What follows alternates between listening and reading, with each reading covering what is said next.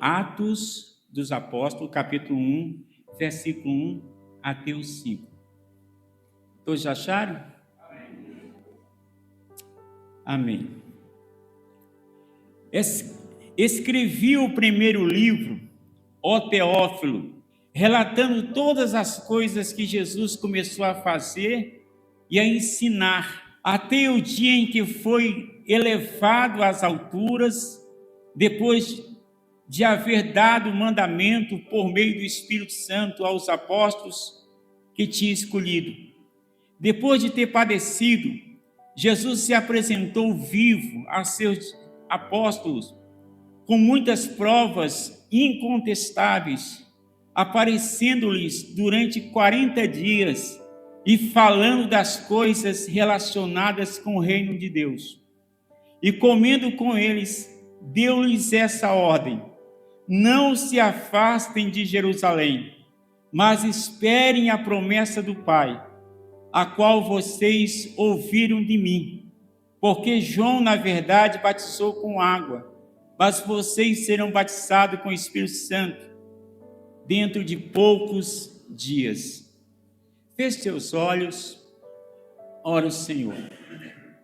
Senhor nosso Deus, Senhor nosso Pai, nessa noite, Senhor, nós pedimos a Ti, Senhor, que o Senhor traga ao nosso coração uma revelação nessa noite.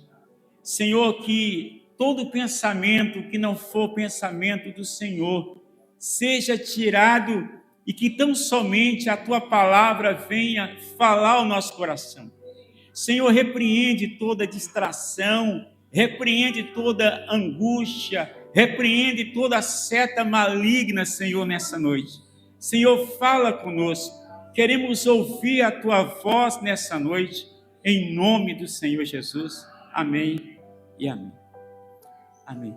Deve ser botar mais geladinho aqui. Eu estou sentindo calor aqui na frente. Misericórdia. Não sei se você está sentindo, não sei se é a idade também, né, irmão? 59 anos, vou fazer 60 anos. Que maravilha. Eita glória. Irmãos, domingo passado nós falamos sobre a ressurreição de Cristo. Falamos também que a ressurreição é o coração da igreja. Paulo chegou a dizer que se não houvesse ressurreição, a nossa fé seria vã, a nossa pregação seria vã.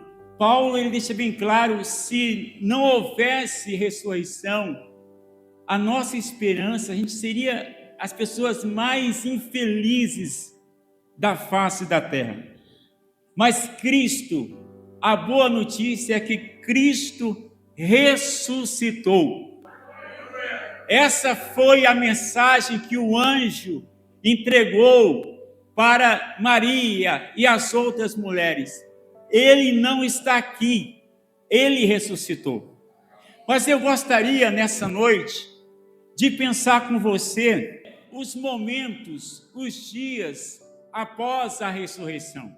Porque às vezes nós pensamos na ressurreição, mas ali, após a ressurreição, Jesus, ele permanece 40 dias. 40 dias.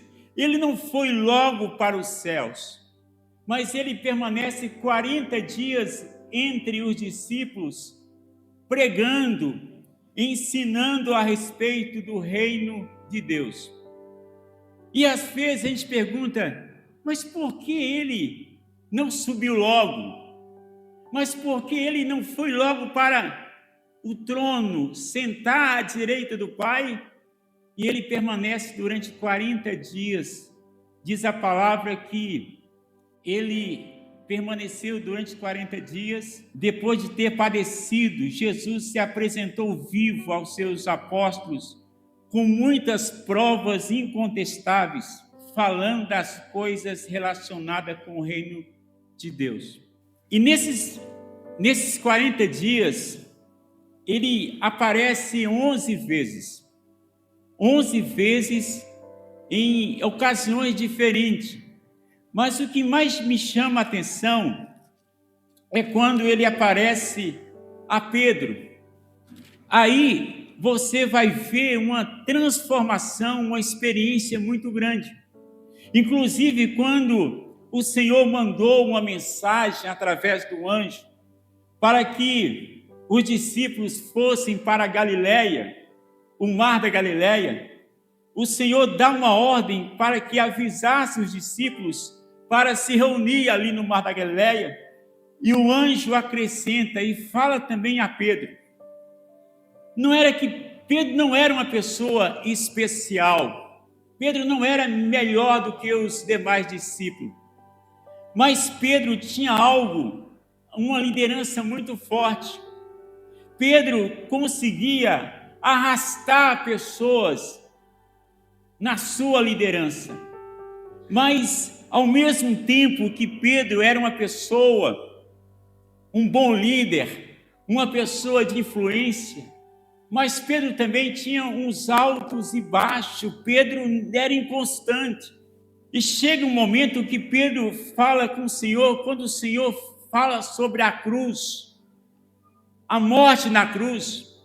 Pedro chega para Jesus e fala: Senhor, de maneira alguma isso te acontecerá. E chega um momento que o Senhor exorta Pedro assim, cara a cara: arreda de mim, Satanás, porque cogita as coisas dos homens, não as coisas de Deus. Então, Pedro era essa pessoa inconstante.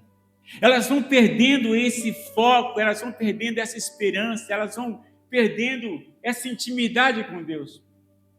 E de repente, a nossa vida se baseia no automático. Oramos, nem sentimos. Cantamos, nem sentimos.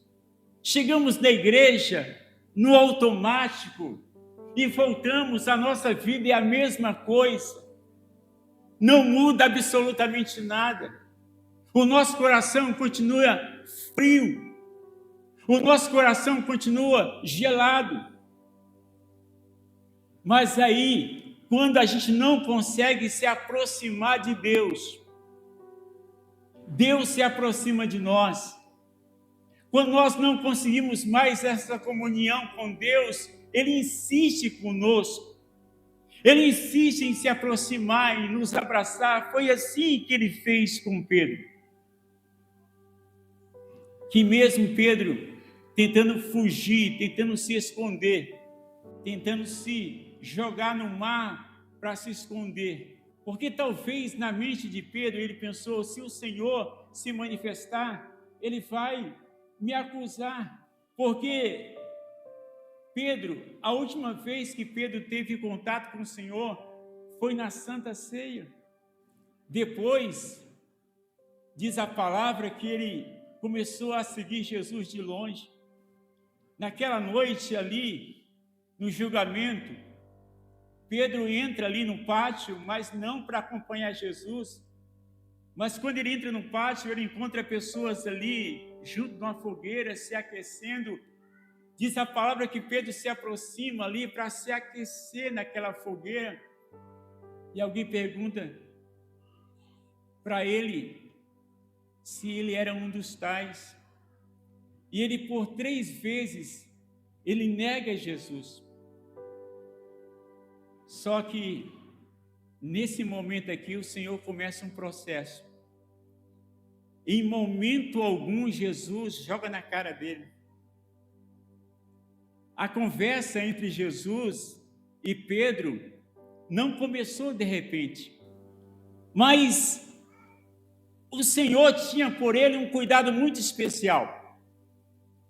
Mesmo ele negando, mesmo ele não conseguindo confessar Jesus nos momentos mais difíceis. Aí chega um momento aqui em João capítulo 21, que o Senhor, aqui a palavra, eu queria que você olhasse novamente. Depois disso, Jesus se manifestou outra vez aos seus discípulos, junto ao mar de Tiberíades. E foi assim que ele se manifestou. Estava junto Simão, Pedro. Então estava ali Pedro com outros discípulos. E o mais interessante é que Pedro, nesse momento aqui, Pedro fala assim: eu vou pescar. E os demais discípulos falaram a mesma coisa: nós vamos com você. Então, Pedro não estava mais com a visão focada no reino. Pedro volta à pescaria. Pedro esfria a sua fé. Todo o acontecimento deixou Pedro meio atordoado. E ele volta à pescaria. E exatamente aí que Jesus aparece para tratar com o coração de Pedro. Tratar não apenas a sua vida espiritual, mas tratar também as suas emoções. E o que me chama a atenção é que Jesus, ele não abre mão de jeito nenhum da vida de Pedro. Enquanto Pedro está se afastando, Jesus está se aproximando. E a Bíblia deixa bem claro, quando Jesus se manifesta aqui, nesse momento, o Senhor se manifesta e pergunta a eles: filhos, será que vocês têm alguma coisa para comer? E eles respondem: não. Eu estava aqui meditando e eu pensei, gente, essa relação é uma relação muito fria. Eles não reconheceram que era Jesus que estava ali. Então, todos os acontecimentos antes da ressurreição deixou o coração dos discípulos frio, abatido, confuso. E assim eles responderam: não. Então Jesus chegou e falou com eles: jogue a rede do lado direito do barco e vocês acharão peixe. E eles fizeram exatamente assim. Eles fizeram conforme a palavra do Senhor, jogaram a rede do lado direito do barco. E diz a Bíblia que, de repente, eles começaram a vir ali naquela rede uma grande quantidade de peixe. Uma grande quantidade de peixe. Mas diz a Bíblia que eles não reconheceram que era Jesus. Eles perderam a alegria da presença. Não reconheceram. Mas diz a palavra que um dos discípulos reconhece quem é Jesus e ele fala: Pedro, é Jesus. Só quando Pedro ouve essa palavra, que era Jesus que estava ali, Pedro se veste a sua roupa e ele, confuso, ao invés de encarar Jesus, ele simplesmente se lança no mar. Ele estava com medo, ele estava com vergonha, ele estava abatido, ele tinha perdido o foco. E agora esse homem que era tão próximo de Jesus, esse homem que falou: Senhor, eu vou te seguir até a cruz, esse homem, chega um momento que esse homem quer fugir. Irmãos, todas as vezes que pecamos, todas as vezes que nós nos distanciamos de Deus, quando a presença dele chega, às vezes a nossa reação é a fuga. Foi assim com Adão, foi assim com Jonas. Às vezes tem pessoas que elas fogem não da igreja. Pessoas somem, às vezes fala assim: mas Fantal fugiu. A questão não é a igreja. A questão é que essas pessoas têm um processo que elas vão perdendo a sua intimidade com Deus. Não apressou em falar algo com ele. Mas quando eles chegam na praia, diz a palavra que tinha ali brasas, e sobre a brasa tinha peixes e tinha também pão. Aí você pergunta: mas o que estava acontecendo? Até o momento, Jesus não falou absolutamente nada com Pedro. Mas o Senhor cria um cenário, e esse cenário tinha tudo a ver com o passado de Pedro. Esse cenário ali, a brasa, tinha a ver com o momento que ele negou. Aquele momento que ele chega no pátio e de repente as pessoas estavam ali e ele negou. Ali naquele momento tinha uma fogueira que ele tentou se aquecer. Então, quando Jesus cria esse cenário, essas brasas ali, é para que a mente de Pedro voltasse ao passado e começasse uma cura. Não só uma cura espiritual, mas cura das suas emoções.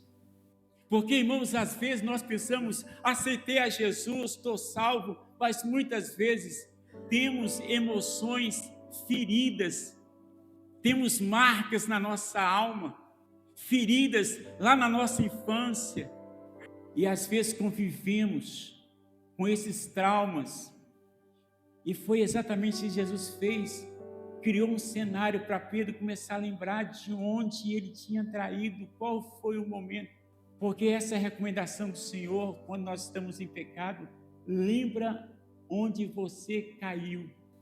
E com relação ao peixe, o Senhor estava querendo que Pedro lembrasse do seu início, do seu primeiro momento, quando ele encontrou com o Senhor ali na beira da praia. E quando o Senhor chama Pedro e fala assim, eu farei de você um pescador de homens.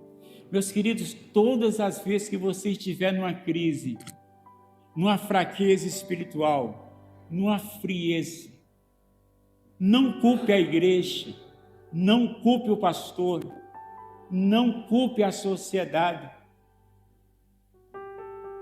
não culpe, mas deixa Deus fazer uma cura na sua vida, nas suas emoções. Eu já percebi que às vezes existem pessoas que são bem espirituais, bem fervorosas, mas carregam traumas profundos na sua alma. Então o Senhor falou assim, você precisa lembrar dos seus primeiros dias. Meus irmãos, quantas vezes eu estou abatido, quantas vezes eu estou angustiado, e todos nós aqui temos momento que temos vontade de desistir. Mas é nesse momento quando você começa a lembrar lá do seu encontro, lá do início, lá do seu primeiro amor, a sua primeira entrega, como você era apaixonado por Cristo. Quando você começa a lembrar do seu primeiro amor, irmãos, certamente o Espírito Santo começa a trabalhar na sua vida. Foi exatamente isso que o Senhor estava fazendo com Pedro. Pedro, lembra lá do seu início. Lembra lá do seu começo. Lembra lá quando eu te chamei, quando você estava pescando. E agora, até no momento o Senhor não falou absolutamente nada com Pedro. Só criou cenários, criou imagens para Pedro lembrar. Aí chega um momento que ele come o peixe e os pães com os seus discípulos. E quando ele faz isso, diz a palavra que ninguém que estava ali perguntou, quem é você? Porque eles estavam sem palavras. Aquela refeição foi uma refeição silenciosa. Mas aí o Senhor chega para Pedro. Eu imagino Pedro tremendo, né? Porque quando o Senhor fala, manda o recado e fala com Pedro. Eu não sei se você já recebeu algum recado, mas quando meu pai falava assim, eu quero falar com Edmilson, eu tremia. porque eu sabia que meu pai ia ser valente. Uma certa vez o pai falou assim: eu quero conversar, quando chega lá eu converso com ele. Eu fiquei a tarde toda esperando meu pai. A espera doía mais do que a própria surra, porque eu estava ansioso para meu pai chegar para me dar uma surra e acabar logo com aquele sofrimento. E pai um dia demorou muito para chegar. E quando ele chega, eu ouço a voz do seu Jó dizer: na onde está o moleque? Eu estava escondido na porta. Ele: vem cá, moleque. Eu fui, me deu uma surra, acabou ali, mas a espera doeu muito. Eu imagino o coração de Pedro esperando Jesus dar uma bronca, Jesus jogar na cara dele. Mas, irmãos, nesse momento o Senhor não mostra a falha de Pedro. Pedro estava sumido. E quando ele encontra com Jesus, Jesus não pergunta: Pedro, onde você estava? Com quem você estava? Às vezes tem irmãos na igreja que quando falam assim: pô, você está sumido? Tem algum problema? Mas Jesus não fez assim com Pedro.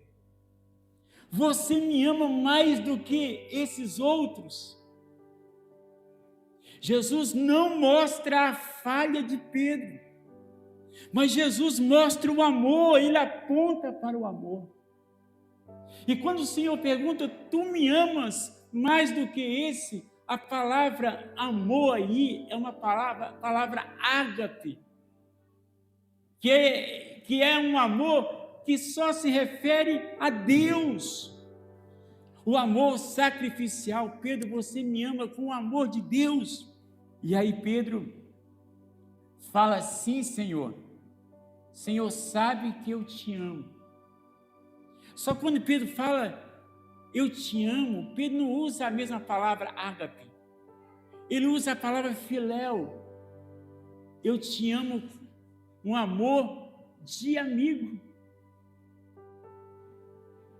Poderia estar tudo bem, mas o Senhor queria algo mais profundo no coração de Pedro. O Senhor pergunta a segunda vez: Pedro, tu me amas? E a palavra é agapau, ágape. Tu me amas com o amor de Deus, o amor sacrificial. Porque Pedro já tinha dito antes que amava o Senhor com amor ágape. Mas agora ele percebe que ele não conseguiu chegar a esse nível. E aí, pela terceira vez, o Senhor pergunta: Pedro, tu me amas? Só que, quando o Senhor pergunta a terceira vez, o Senhor não usa a palavra ágape. Ele usa a palavra filéu, assim: Pedro, tu me amas como meu amigo? Você é meu amigo de verdade? Aí ele chora. E o choro começa a desarmar o coração de Pedro. Ele se derrama ali em lágrimas. Jesus conseguiu penetrar nas camadas mais profundas da alma de Pedro. O Senhor sondou o coração de Pedro de uma forma tão profunda que ele foi lá nas entranhas. Ele tocou nas dores, nas feridas de Pedro. Tu me amas? E me chama a atenção é que o Senhor poderia insistir: Pedro, você tem que me amar com o amor de Deus. Você tem que amar nessa altura. Mas a graça de Deus desce e alcança Pedro onde Pedro está. A graça de Deus, ela vai te alcançar onde você está, na sua fraqueza. Quando o Senhor Jesus, ele usa a expressão: Pedro, tu me amas? O amor de amigo. Não é que o Senhor estava se rebaixando, mas o Senhor estava entendendo as dores de Pedro. E Deus falou no meu coração, porque quando a gente está fraco, a nossa tendência é se afastar mais e mais. Quando a gente está fraco, o diabo fala assim: sai da igreja, não ora não lê a palavra. E às vezes, irmãos, a gente se distancia tanto de Deus. A gente está na igreja, sim, estamos aqui sentados, mas o nosso coração está longe da palavra, o nosso coração está longe da intimidade.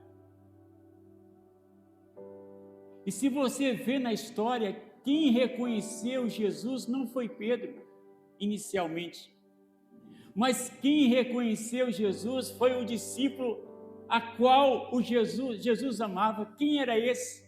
O próprio João. Na Santa Ceia, quando eles estavam conversando, quem estava conversando, inclinado no peito de Jesus, era João. Então, quando está mais próximo, eu vi a pregação e não senti nada. Isso acontece todas as vezes que nós estamos distantes. A gente tem dificuldade de reconhecer a presença dele. Mas todas as vezes que estamos próximos, mais fácil ele reconhece a presença do Senhor. Quanto mais distante, mais dificuldade nós temos de reconhecer a presença do Senhor. Todas as vezes que estamos distantes, distante da palavra, distante do Pai, presente no culto, mas distante da comunhão com o Pai, o Filho e o Espírito Santo, nós não conseguimos reconhecer Deus aqui. A gente não sente. A gente fala assim: eu fui na igreja, eu não senti nada. Coladinho ali nele, a gente consegue perceber a graça dele se manifestando. A graça dele se manifestando no louvor. A graça dele se manifestando na pregação. A graça dele se manifestando numa criança. A graça dele se manifestando na vida do irmão que está ao seu lado. A graça se manifestando muitas vezes numa visita que você faz, num abraço que você dá. E a gente consegue perceber essa graça, esse amor. E Pedro foi curado. Jesus passa 40 dias. 40 dias. Ele poderia dizer: vai. Mas ele trabalha. Ele, antes de enviar, ele cura. Antes de enviar, ele trata.